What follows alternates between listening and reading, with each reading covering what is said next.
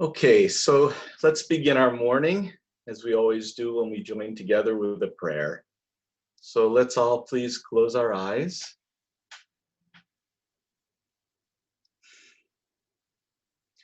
Om Sahana Vavatu Sahanao Bunaktu Sahaviryam Karavavahai Tejaswina Maditamastu Ma Vidyishavahai.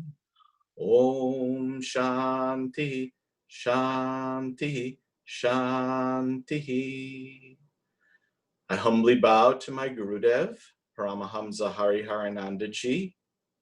I humbly bow to my Guruji, Paramahamsa Prajnanananda ji. I humbly bow to our line of Kriya Yoga masters. I humbly bow to saints and sages of all religions. I humbly bow to all the divine incarnations in every place and in every time. I humbly bow to the people of the whole world and especially to each one of you who is with us this morning.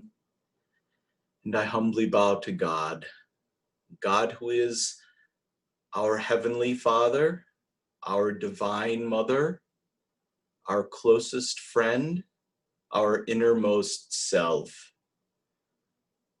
Lord, thank you for bringing us together this morning to share in the celebration of our beloved Guruji's birthday. Help us to have an enjoyable time together, feeling thy presence at every moment, and joined with us our whole line of gurus, our Kriya Yoga masters. Om, amen. So good morning.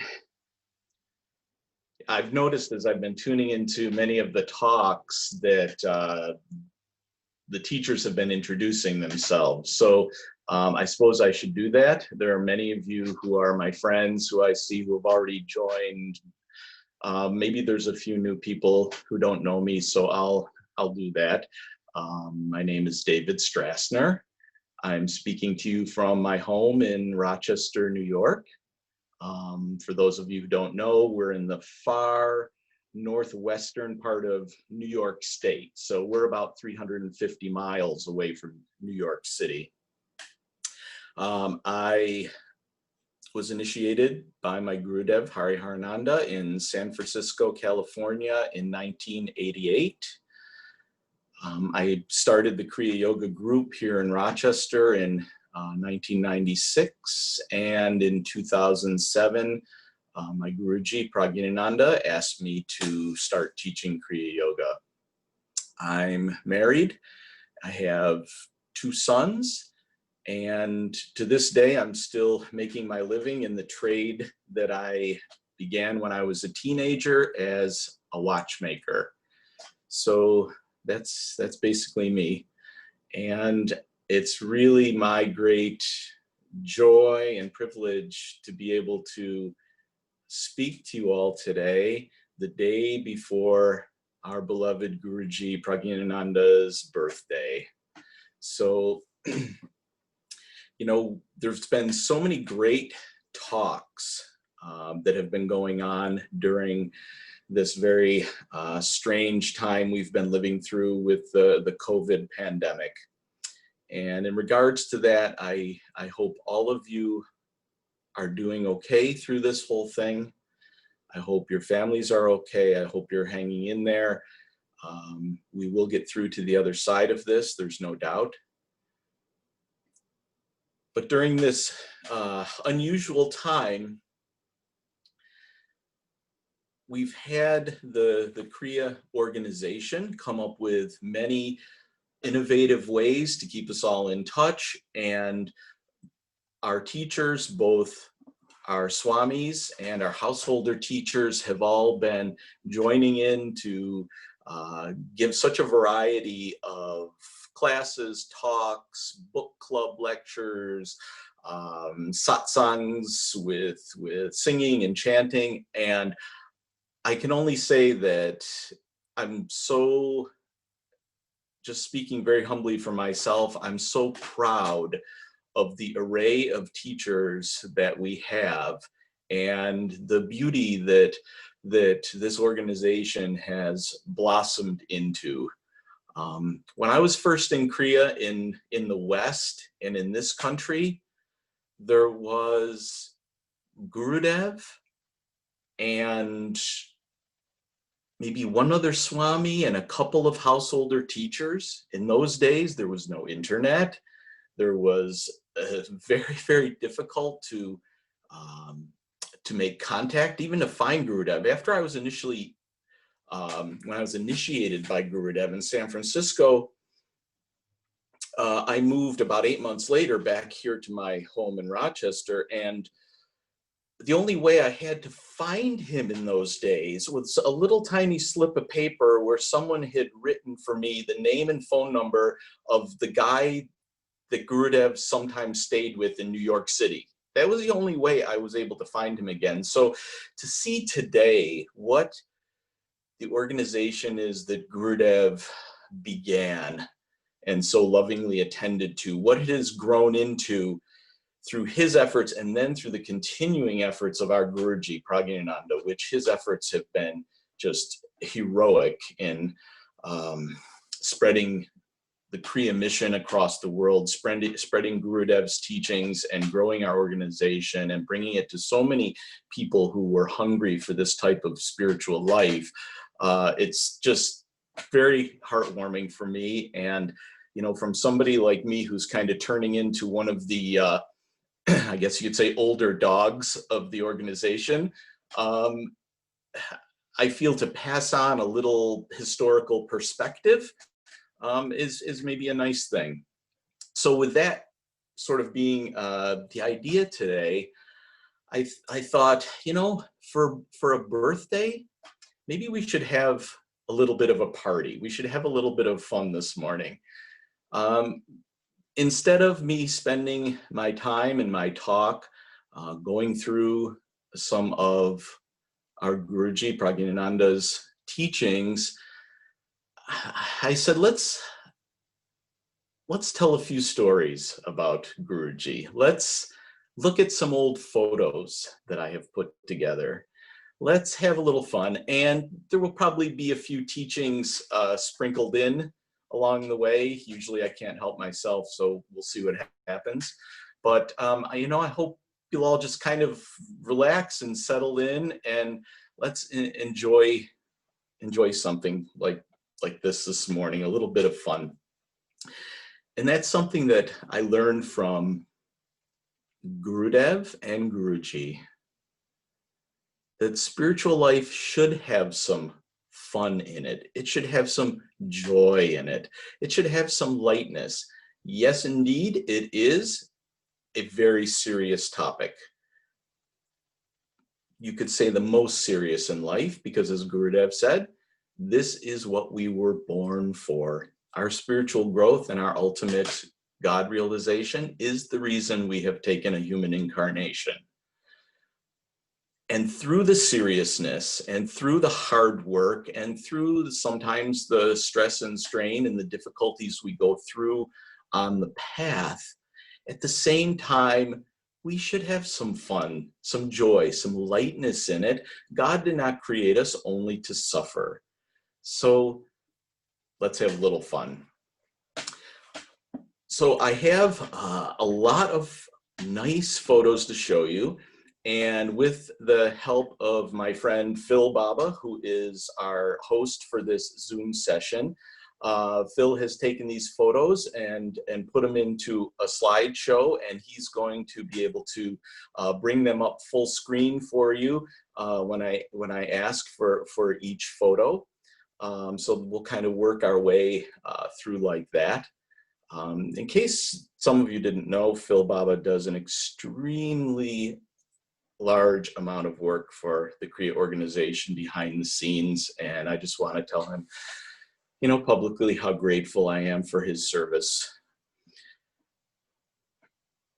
So I start back in the early days with Prajnanananda first coming to the West.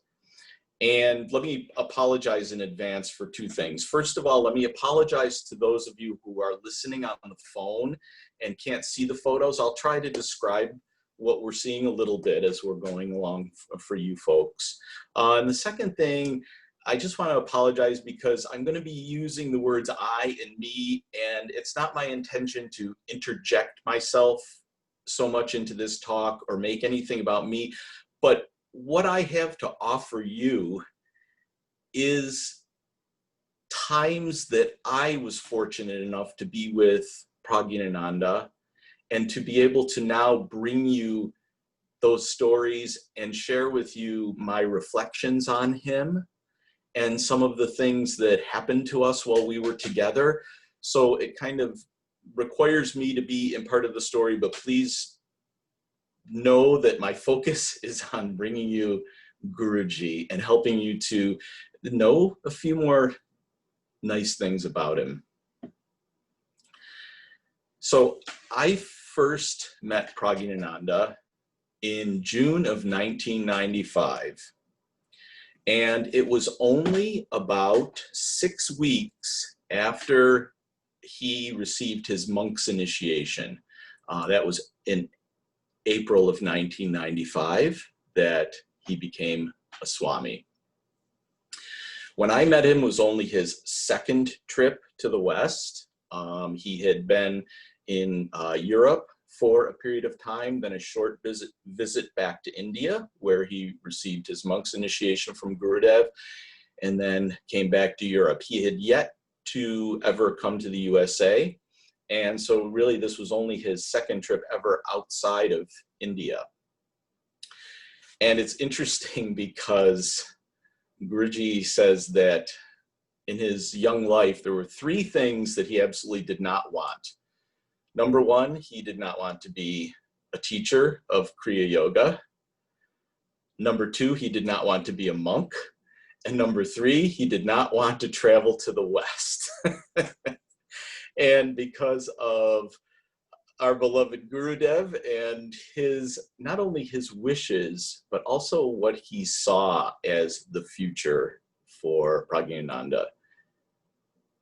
You know, one who is a Satguru, like our Gurudev Hariharananda, he could see everything that was to be, and he knew how special Prajnananda was and that his destiny was to be a true world teacher, which now today we can see that he is.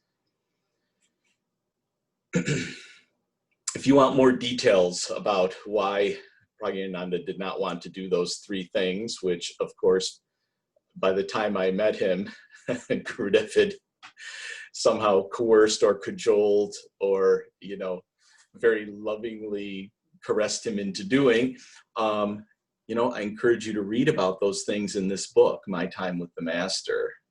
It's really, really wonderful if you haven't read it. So the situation when I was to meet Prajnananda, I didn't know that I was going to be meeting him. Myself and a friend of mine from the New York City Kriya group named Lloyd, we had signed up to travel to a retreat in the Burgundy region of France. And the French Kriya group had put it together at a beautiful French castle out in the countryside called Chateau Valaisy.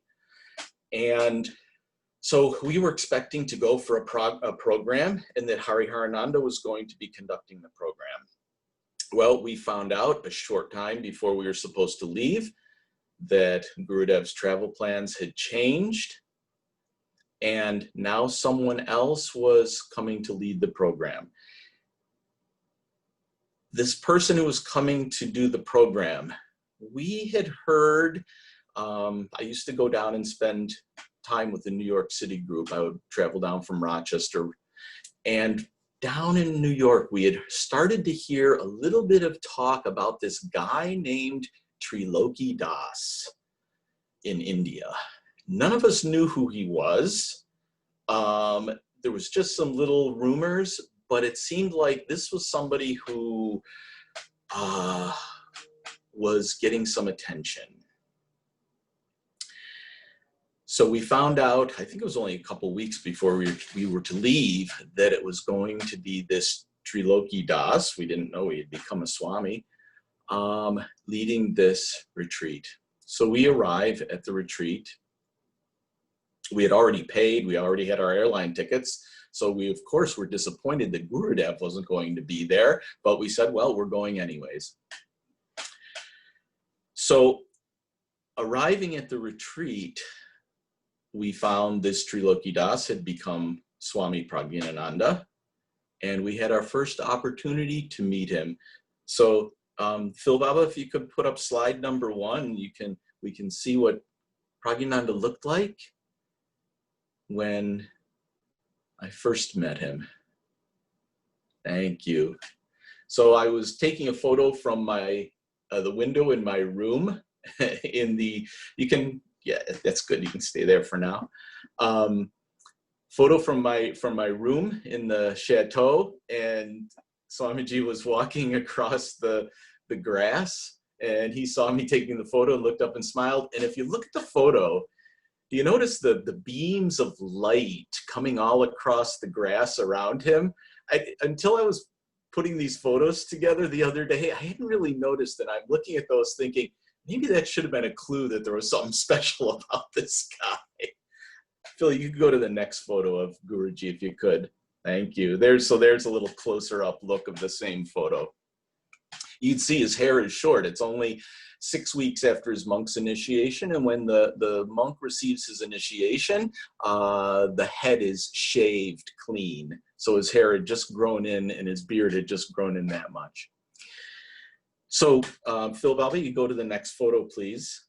The next photo. So this is at the French retreat. You can see Prajnananda sitting in the middle, of course, and on the left is, of course, Peter Baba, our wonderful Yogacharya from Holland. And I think he was probably scheduled to do the program with Hariharananda from the beginning, and continued on doing the program with Swami Prajnananda. Of course, in those days, he was just Swami Prajnananda. He wasn't a Paramahamsa yet. And on the other side of Prajnananda is the center leader for the French group who helped organize this retreat. I'm sorry, I don't recall his name this many years later. But so there they are sitting. Okay, Phil Baba, you can go back to me for a moment.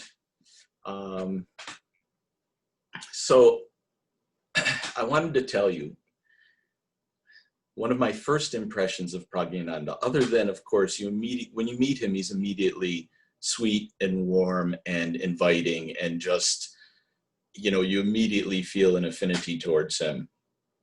But what was amazing to me, I recall one of the first talks that was given, Peter Baba gave this talk. And it was kind of chilly in there, and Prajnananda had like a shawl, one of his cloths that he had completely wrapped around him up to his neck, and he was just sitting next to Peter Baba, eyes closed, meditating the whole time. He sat like that the whole time that Peter was talking. When Peter finished, then we completed the class, went on our way. Lloyd and I were walking outside after that class, and I said, Lloyd, did you see him? And he said, see what? I said, did you see him? Did you see Swami Prajnananda? The stillness, the entire time he sat there, he was so still. I said, Lloyd, he looked like he had been sitting there without moving for 1,000 years. He looked like a statue. I can't tell you what a teaching that was to me, to just look at him sitting there in silence and in stillness. To this day, I am still learning more and more to understand what that stillness means and what that stillness is. We should all think about that as yogis. That stillness is the place we're trying to go. the movement, the motion is the creation. All creation is a result of motion. Any kind of physical object, as science has told us, long after the yogis have told us, is vibration, it's moving, it's atoms, its inner structure is movement, is motion. So are all the forces, things like magnetism or forces of the inner body, the processes of the biology. Everything in the creation is movement, is motion, including the very, very fine manifestation that we hear in our meditation and see and feel. The light, sound, and vibration within us is the first movement, the first motion arising out of the unmanifest. So as we meditate, we slow down the processes of motion, of movement, of feeling, of the sense organs. And as we bring all the physical, mental, and ultimately pranic motion to rest, it is then in that state of stillness, that state of rest, that we perceive the ground of our being. That out of which all has arisen, including us, back into the formless. This is the ultimate meaning of when Gurudev teaches us that the external world is restless and we want to move into calmness.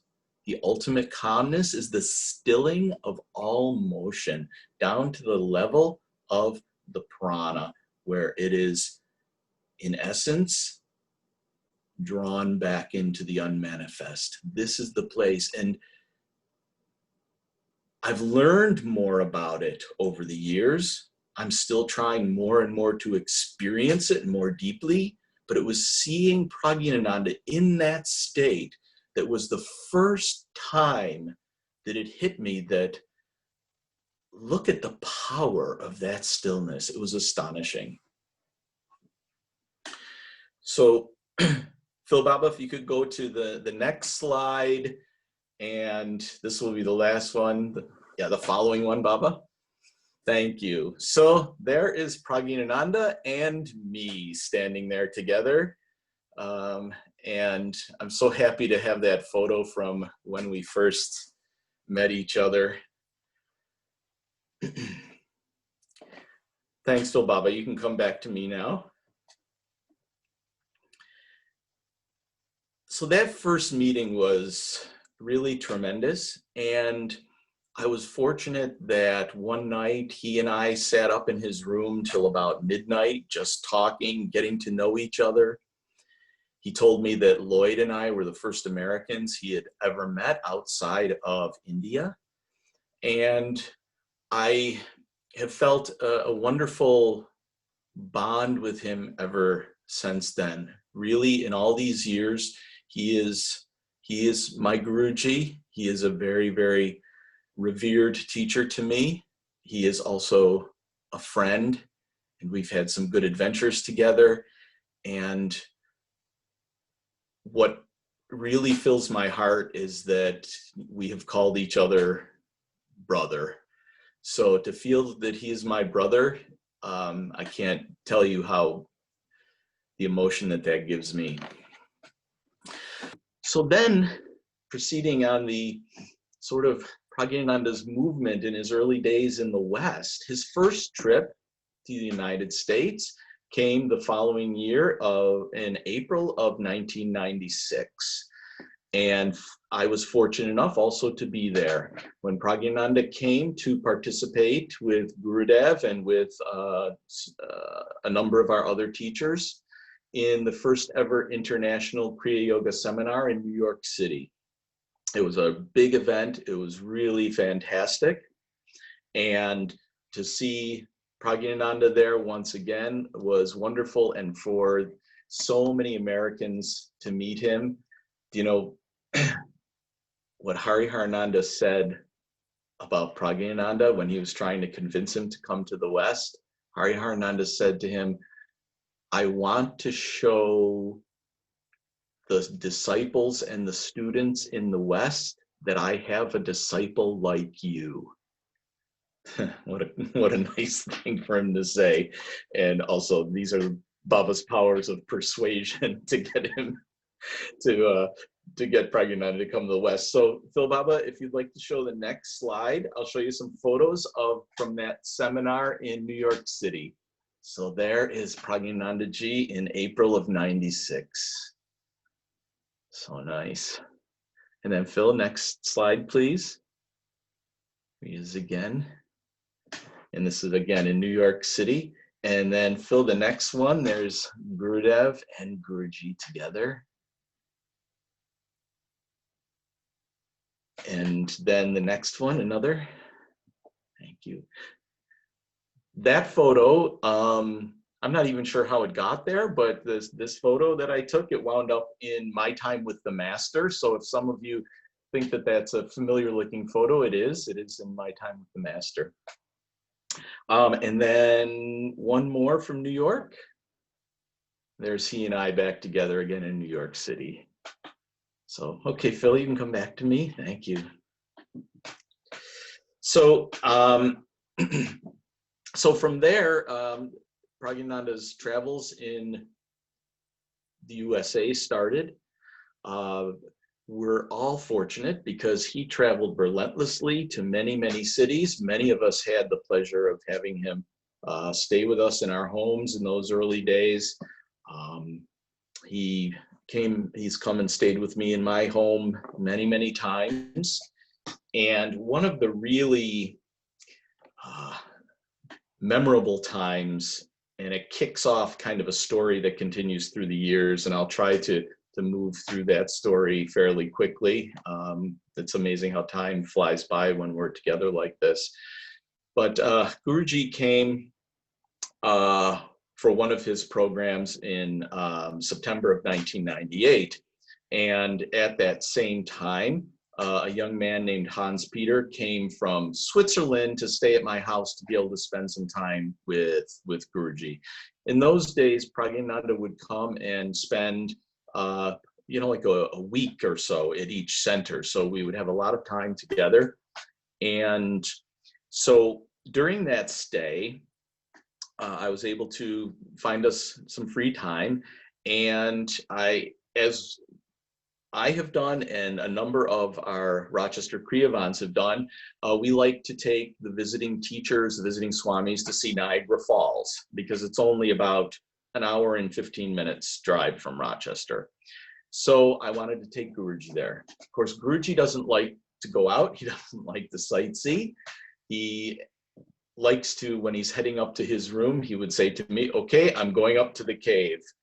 And that's what he would do. And he would work on his books and like that. But we were able to convince him to go to Niagara Falls because it so happened on the day when we had the time to do it, Hans Peter was there visiting from Switzerland. Okay, so he said to Guruji, this is his only opportunity. He's going to be able to go see Niagara Falls. And also that day happened to be my birthday. So we had a lot of ammunition to be able to talk him into going on a road trip with us. So I packed a lunch for the three of us, and the three of us set off down the road. We drove to Niagara Falls. For those of you who don't know, Niagara Falls is on a river that runs between Lake Erie and Lake Ontario, and the Niagara River, halfway across the river, is the border between the United States and Canada. And on the United States side, there's a view of the falls where you can get up very close. It's very nice, but you're kind of next to a lot of the falls. When you go to the Canadian side, you have a panoramic view of the entire falls in one look. So the view from the Canadian side is better. So I said, well, we got to see the view from that side. Let's go over to Canada. So to get to Canada, you go across what's called the Rainbow Bridge. It's a bridge that crosses high over the gorge of the Niagara River, just below where the falls are. And of course, there's American customs on one side, Canadian customs on the other side. So we go driving merrily along. We get to Canadian customs, and they look at this odd collection of guys and want to see our papers and our passports and our visas and like that. And of course, we didn't have any of the correct paperwork. We did not plan ahead very well. And of course, that was my fault. But so they looked at us and they said, no, you're not coming into Canada. We're sorry. You turn around and go back. Okay, so they made us turn around and go back across the Rainbow Bridge. We get to American customs. We stop. The border agent comes out.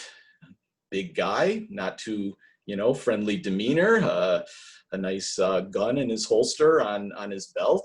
And he says, where are you coming from? Well, we just tried to go to Canada. They wouldn't let us in. And he looked at our paperwork and said, well, you don't have the right paperwork to come into the USA either. So I'm not letting you in. So we're in essence stuck on the bridge in no man's land. So the three of us, I think we all just kind of started talking at once, trying to explain our situation and plead with the guy.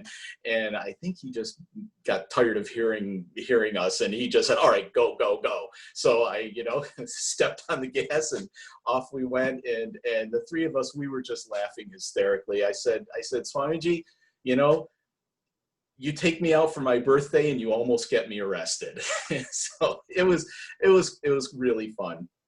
So we said, all right, we'll spend the day on the American side. We walked around on the American side. Phil Baba, you could show the next photo, please. Thank you. So there is Guruji standing on the American side of Niagara Falls. I think kind of a nice photo of him. And then here's another photo sitting next to the Niagara River. And if that photo looks familiar to you, any of you who have the first edition of the book, Yoga, Pathway to the Divine, that is the photo that's on the cover of that book. Somehow for the second edition of the book, the cover got changed. But if you happen to have a first edition of that book, now you know where that photo was taken, Niagara Falls, USA. So Phil, you can come back to me for a moment. Thanks. So that's the book I was just mentioning. So we looked around, we spent some time, it was very interesting. Guruji ran into some people from India who were also there. They were some other sort of religious or spiritual leaders. He had a nice chat with them, and we walked and looked all around. Then when it was time for our lunch, I said, well, I know a good spot. And there's a place called Three Sisters Island, where you walk out to this island, then you kind of climb around and over some big boulders, and you can find some little places to sit that are right next to the Niagara River, right where it is like this raging rapids just before it goes over the falls. It's really quite a great spot. So Phil, you can put up the next photo. So we went down there, we got our lunch all set up. I used the timer on the camera to take that photo of the three of us. So we had a nice lunch there to finish our day before we went back. But if you look at like the type of rock formation that's there, you see, and you look the raging river where it is right behind.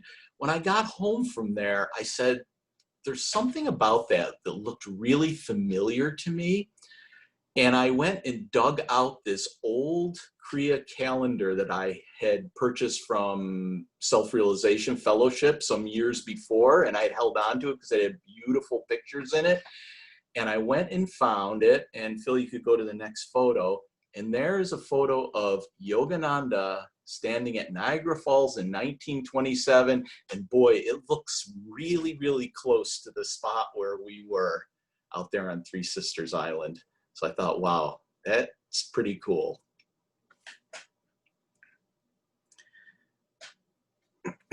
So you can come back to me for a second, Phil. During that program, Prajnananda and Hans Peter and I were having our dinner together one night. And one of the Kriyavans from our local group had made a huge bowl of gulab jamun, the Indian dessert. And they were really big ones too. And those of you who haven't ever had them, they're very, very sweet. They're in a thick syrup. You know, you have one of them is enough for me, maybe two. So we finished eating. I bring out this humongous bowl, and Prajnananda looks at the two of us. You know, if some of you have been around him, you know that Prajnananda has some sort of control over food. He can go an incredibly long time without eating, or he can eat incredibly enormous enormous amounts of food at one sitting, and he can do either. And there's some, I don't know if he has some sort of city related to food or what, but I guess he decided he wanted to play with us a little. So he had this huge bowl of gulab jamun in front of him, and he just looked at the two of us and he said, "So the two of you don't think that I can eat that whole bowl, do you?" And we just kind of chuckled and laughed. We didn't know what to make of it. And so he starts eating them. Phil, you can go to the next photo, please. So I take this photo. No, go back one. Yeah, thanks. I take this photo. He's eating. You can see Hans Peter in the background, smiling, watching him. And he's eating one after another, after another. It was unbelievable. And after the entire bowl was gone, he turns and looks at me and gives me this look. Phil, you can go to the next one. That is one of my all-time favorite Prajnananda photos. That look of this, you know, kind of just wry smile with being just kind of you know, a troublemaking little child. I don't know exactly what that look is, but I love it. So thanks, Phil. You can come back to me again. So our first attempt to get into Niagara Falls and Canada, and to get into Canada was foiled. That didn't work. So we fast forward ahead to the year 2007. This is the first ever program in Toronto. It is the opening of the Toronto Kriya Yoga Center, and Prajnananda is flying into Toronto to do the inauguration of their group. So I wasn't with him at this moment. I joined him later on after he had you know, gotten in from the airport. I joined him in Toronto. But at the airport, he told us this later. He said at the airport, the customs officer took his passport and he looked, and he said, "So have you ever been in Canada before?"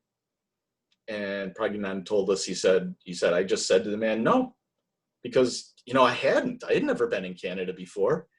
And he said, the guy looks at him and says, "Well, according to the computer, you have tried entry into Canada before." and he said, "Oh my goodness." But fortunately, the guy let him pass on, and he was able to go into Toronto, did the first program, everything was okay. But the story of Guruji and Canada and Niagara Falls doesn't end there. We fast forward once again to May of 2017. So we were all celebrating the 125th birthday of Yogananda. If you recall, we were having programs all around the country, and Guruji was like hopping from one city to another. He would come into one city, stay for one day, do satsang with the disciples, a public program, and then the next day go on to the next city. So here in Rochester, Prajnananda came in one day, had that program. Then the next day I was to drive him up to Toronto. And then that following weekend, we had an initiation program here in Rochester. So my good friend, John Williams Baba, our Yogacharya from New York City, flew up here because he was going to do the initiation program with me that weekend, but he came up a few days early so he could be with Prajnananda. And so then the three of us drove up to Toronto, not only to bring Prajnananda up, but as it turned out, we helped with their Yogananda program also, which was really tremendous. So we're driving up there, and it was so nice. To drive from Rochester to Toronto, you have to kind of curl around the western end of Lake Ontario, and it's a very nice drive. And I remember at one point driving along, we had made our way safely into Canada, and no problems at the border. We all had the proper papers, and we're driving along the Queen Elizabeth Way, the expressway there, and there was a nice view of the lake out the right-hand side of the car, and I look over, and Prajnananda and John Baba were both sound asleep in the car.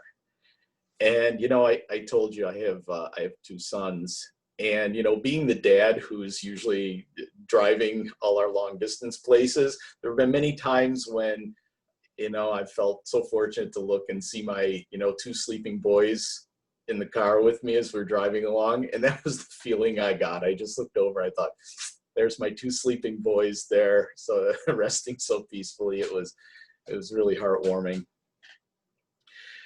So we decided we'd left early enough where we're finally going to be able to take Prajnananda to see the Canadian side of the falls before we continue on our way up to Toronto. So we arrive at the falls.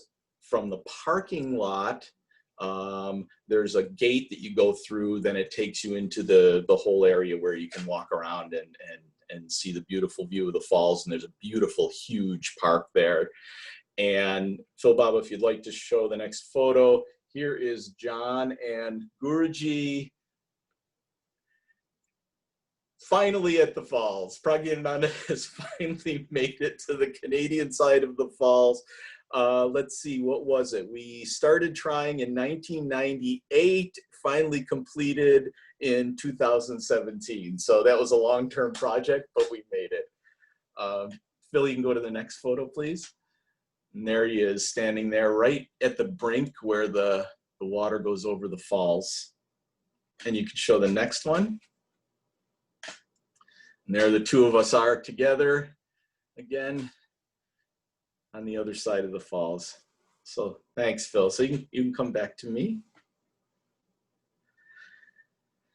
So we've had some nice, fun adventures together. One other nice moment I got to spend with him, which is a wonderful thing in the history of Prajnananda here with us in the West, here with us in the United States, and is that it was during a visit here in 1998, actually on his birthday in 1998, at the Cleveland Kriya Yoga Center, where Swami Prajnananda received the phone call from Hariharananda conferring on him the title of Paramahamsa. So I was fortunate enough to be at that program. I was at the home of Harinath Baba and Sudama. And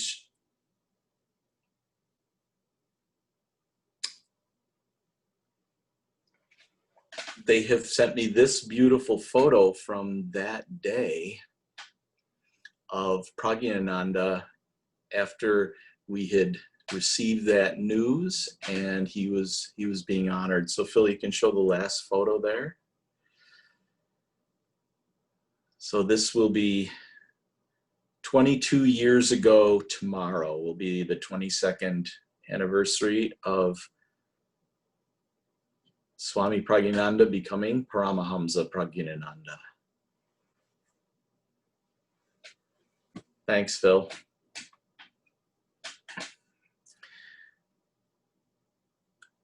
So in case any of you don't know, Paramahamsa, of course, is a title. It is not a name.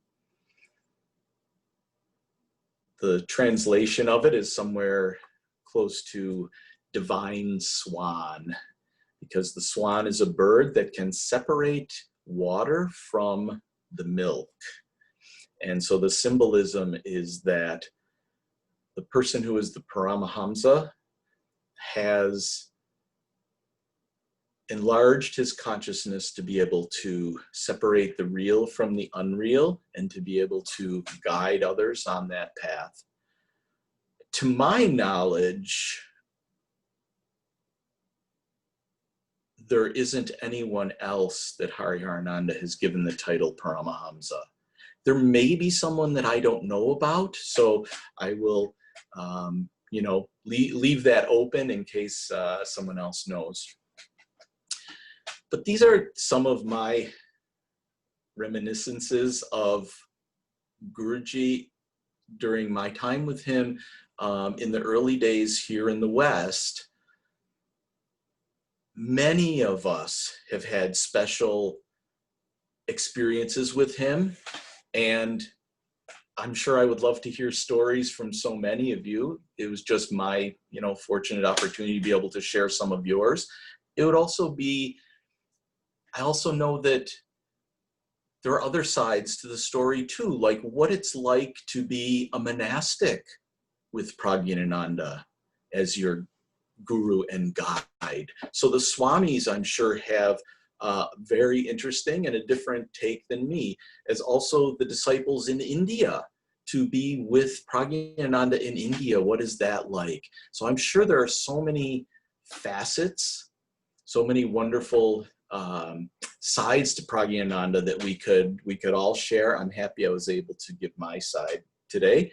Let me just tell you one more short little thing that gives you another little look into a moment with Prajnananda, and then we will just spend a few short minutes in meditation. So at one of the early programs when Prajnananda was here in Rochester, he was going to give a public lecture, and before the talk, I was going to introduce him to my mother. She came to hear the talk and to meet him. My mother's a very loving and outgoing person, a very spiritual person. And she had never met a monk from India before. She had no idea of the protocols or how, you did things with a Swami. So she came to meet him, and because of her loving nature and because of the loving nature she felt from Prajnananda, she immediately rushed right up to him and gave him a big hug.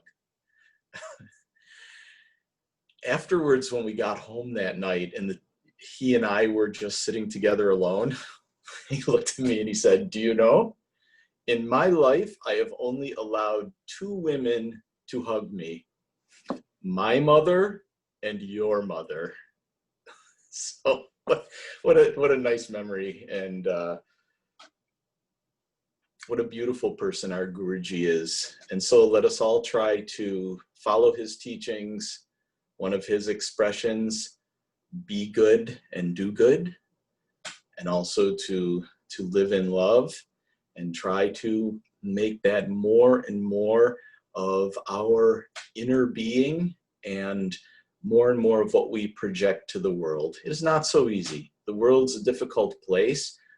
We can all just keep trying to do the best we can, and at the same time be so grateful that our Gurudev Hariharananda left us with a wonderful person like Prajnananda to continue his work and to continue helping us on the way.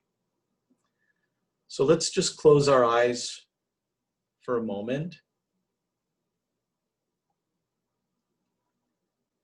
Please rest your awareness in the top of the head.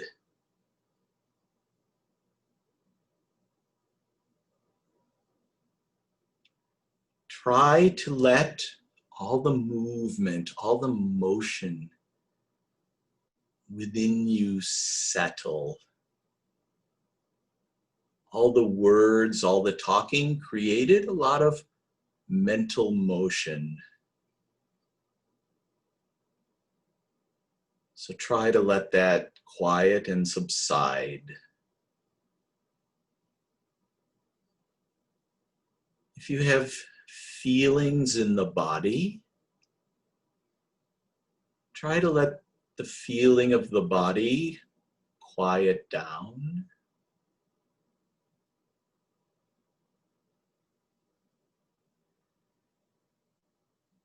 And try to bring into the body feeling that you have no desire to move whatsoever.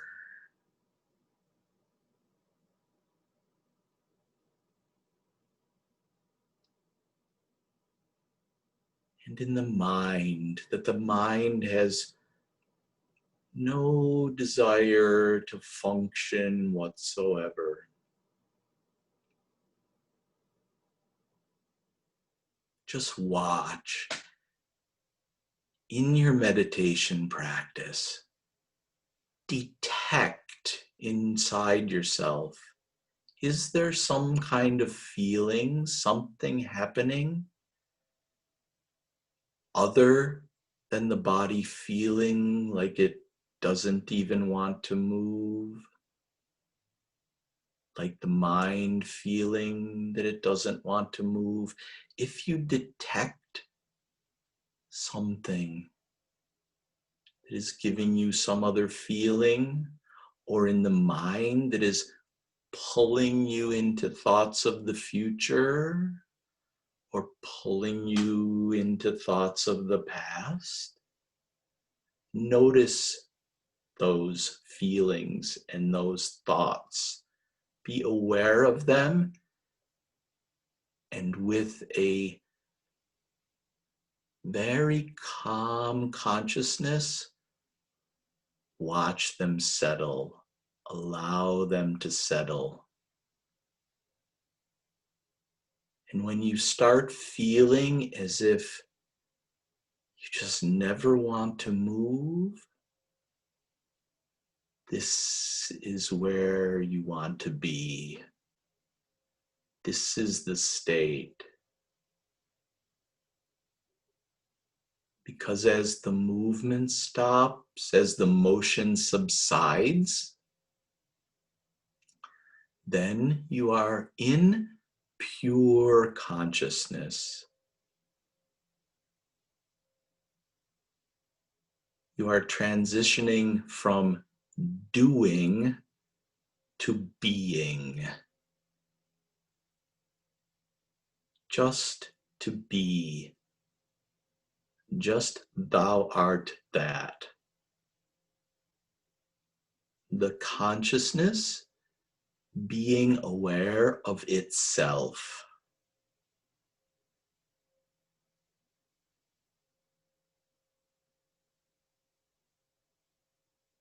And then you start to know that it is this one consciousness that has become everything, that has become all people, all creation.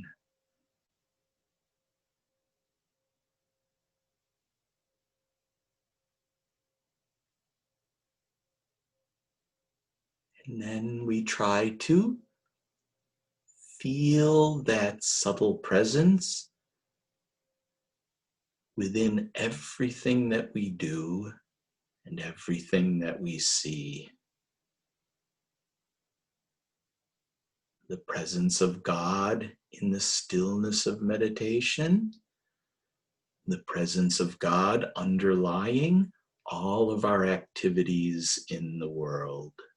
This is Kriya.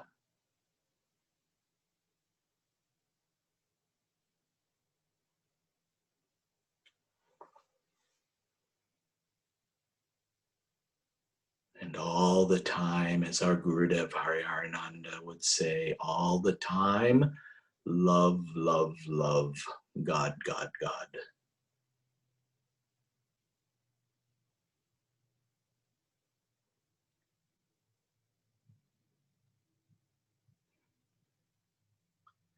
May the blessings of God and Gurus be upon us all. I humbly bow to you all, and I especially humbly bow to our Guruji Prajnanananda and wish him a very happy birthday.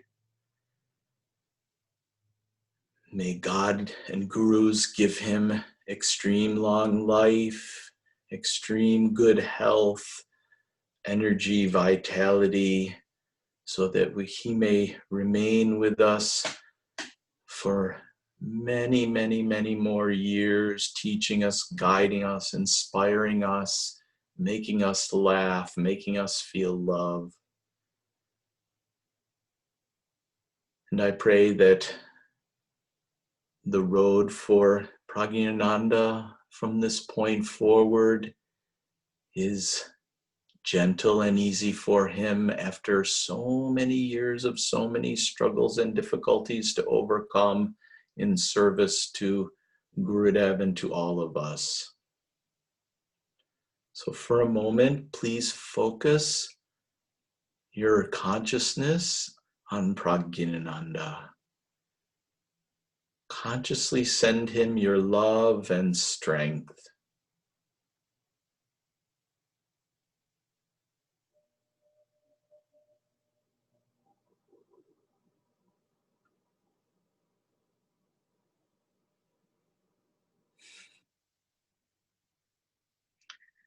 Pranam to you, Guruji. Pranam to all of you.